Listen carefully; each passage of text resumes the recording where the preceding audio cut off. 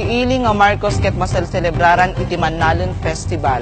Iti daytoy ket maipakita iti kinaanos, kinagaget, ken kinatanok dagiti Mannalon iti Marcos. Tauray man pay no anyaman iti rigat nga mapaspasaran dagiti taga Marcos, sinaragsaklat ta nga mangsel celebrar iti daytoy nga panagpesta kas kumati panagyaman iti napintas nga abit iti kadaytoy nga tawen.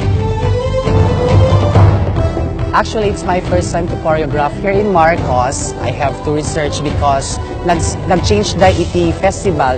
For the previous years, nag-festival da iti tinakbet. Yung tatta, iti festival na i-present da for the Tanok ni Ilocano is the Mais.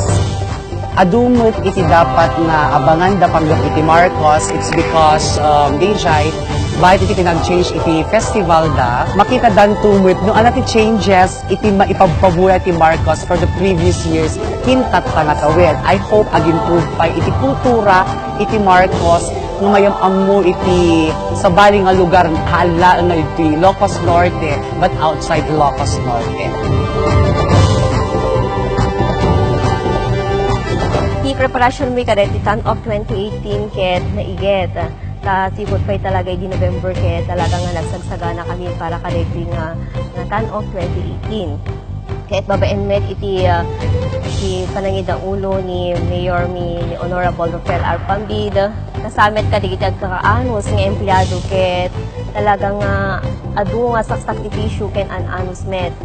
Ket iti ekspektaran nyo kadetoy kayem ken pagsat ket makita nyo kasano iti panagmula aging gana ti panagapit dagiti Mannalon iti ili ang Marcos.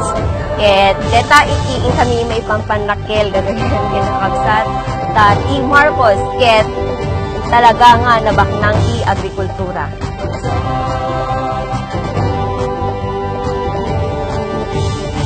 Manipod dito'y ili ti Marcos, Mannalon Festival!